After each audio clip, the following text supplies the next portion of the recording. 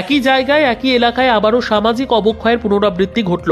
বৃদ্ধ অসুস্থ বাবার উপর অমানবিকভাবে শারীরিক ও মানসিক নির্যাতনের ঘটনায় আবারও পুনরায় পরিলক্ষিত হল স্থানীয়দের চোখে। যারা গিয়েছে আমতলী থানার অন্তর্গত কাঞ্চনমালা এসবি স্কুল সংলগ্ন এলাকার রাজেন্দ্র বিশ্বাসকে গত 2-3 মাস আগে ওনার ছোট ছেলে মন্টু বিশ্বাস মারধর করে এবং কোমর ভেঙে দেয়। তারপর থেকে রাজেন্দ্র বিশ্বাস বিছানায় শয্যাশায়ী হয়ে যান করে ওনার স্ত্রী সহ ওনার ছেলে অসুস্থ রাজেন্দ্র বিশ্বাসকে ঘরে উল্লঙ্গ করে বেঁধে রাখে। সেই ঘটনা বিভিন্ন সংবাদ মাধ্যমে প্রকাশিত হয়েছিল। পরে স্থানীয় কাঞ্চনমালা গ্রাম পঞ্চায়েতের সিদ্ধান্ত অনুসারে অসুস্থ ও রাজেন্দ্র বিশ্বাসকে ওনার বড় ছেলে তাপস বিশ্বাসের কাছে দিয়ে দেয় সেবা যত্ন করার জন্য।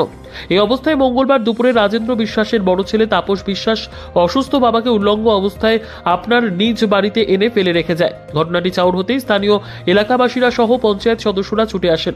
এই ঘটনার খবর যায় সদর মহকুমা শাসকের কাছে। সদর মহকুমা শাসকের নির্দেশে ছুটে আসেন বিক্রমনগরের তহসিলদার এবং আমতলী থানার পুলিশ। মঙ্গলবার আবারও অসুস্থ রাজেন্দ্র বিশ্বাসের এই দৃশ্য দেখতে পেয়ে সকলেই হতবাক হয়ে যায়। পরে পুলিশকে দেখে তাপস বিশ্বাস ভয়ে নিজের বাবাকে আবার তার বাড়িতে নিয়ে যায়। যতদূর জানা গিয়েছে এই ঘটনায় বিক্রমনগর তহসিলদারের পক্ষ থেকে আগামীকাল সদর মহকুমা শাসকের কাছে একটি পূর্ণাঙ্গ রিপোর্ট জমা দেওয়া হবে। তারপরই মহকুমা প্রশাসনের পক্ষ থেকে উপযুক্ত পদক্ষেপ গ্রহণ করা হবে। তবে এই ধরনের ঘটনায় গোটা এলাকার মানুষ দাবি তুলেছে, সমাজে এই ধরনের ঘটনা কখনো মেনে নেওয়া যায় না এবং রাজেন্দ্র বিশ্বাস সহ ওনার 2 ছেলে মন্টু বিশ্বাস ও তাপস বিশ্বাসের দৃষ্টান্তমূলক শাস্তির দাবি জানাচ্ছে। মহকুমা প্রশাসন এই ঘটনায় কি পদক্ষেপ গ্রহণ করে সেদিকেই তাকিয়ে আছে গোটা এলাকার মানুষ। দাদা, কি উদ্দেশ্যে এখানে মানে এখানে যে আসলেন?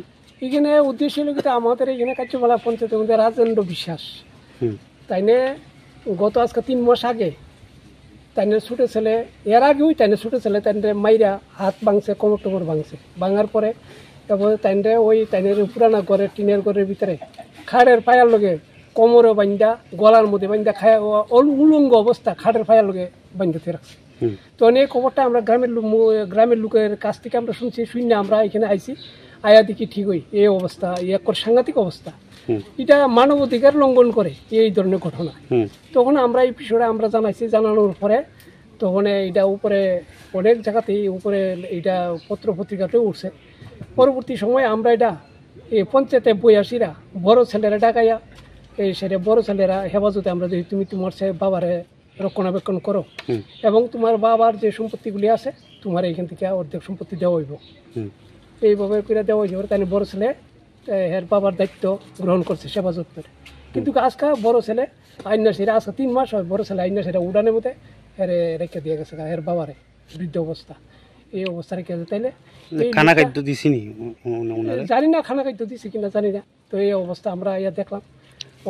এই অবস্থাতে একটা মানুষের রাখা যায় না। কারণ আজকে আইনা মানে এখানে দিয়ে গেছে, আজকে দিয়ে গেছে। মানে তাই মানে যে লোকটা অসুস্থ মানে উনি কি আগের থেকে মানে আজকে আরো বেশি অসুস্থ দেখাইতেছে? আজকে তো অসুস্থ একটু বেশি দেওয়া যাইতেছে। মানে কি মনে করেন এই ধরনের ঘটনা? এই ধরনের তার উপরে আমরা বিশ্বাস করতে পারি না। কারণ তারা তাইনের 2 ছেলের উপরে আমরা বিশ্বাস করতে পারি না। কারণ আমরা আগের মিটিংও আমরা তাইনের 2 ছেলে এবং তাইনের মেয়ের সবার এটা আমরা জিজ্ঞাসাবাদ করছি। তো বৃদ্ধ অবস্থা তোমার বাবার যত্ন করো, সেবা যত্ন সবাই মিলে করো, কেউ করতে রাজি না। যে ছেলের কাছে দিছিলেন ওই ছেলের নাম কি? তাপস বিশ্বাস।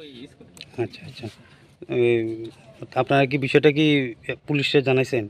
পুলিশে আমরা জানাইছি না, আমরা এই প্রশাসনের নজরে নিছি এবং আমরা চাইতেছি প্রশাসনের সাথে আলোচনা করিয়া এই লোকটারে আর এখানে রাখা যায় না, যাতে বৃদ্ধাশ্রমে তার একটা ব্যবস্থা করা যায়। তার জন্য আমরা একটা পদক্ষেপ নিতেছি।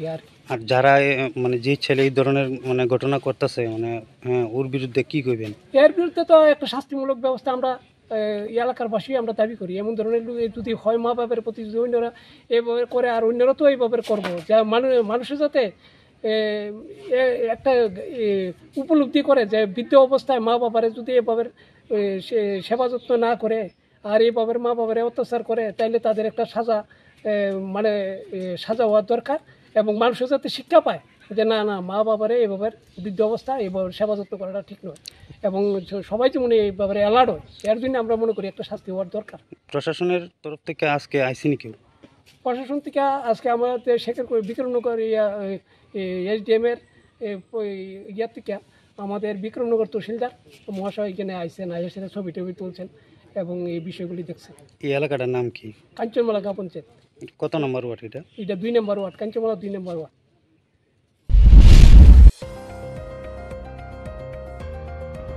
নিজস্ব প্রতিনিধির রিপোর্ট, দুরন্ত টিভি।